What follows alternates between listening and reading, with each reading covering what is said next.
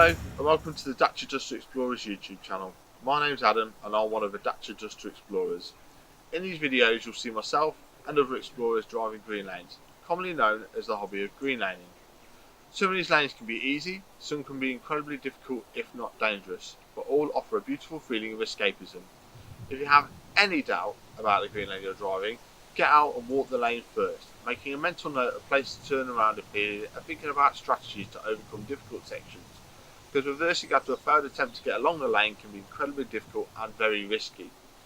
We abide by the Green Lane Association Glass Code of Conduct for driving these lanes and respect all others using the lanes, including horse riders and walkers, as we all have a part to play in keeping these routes open for everyone.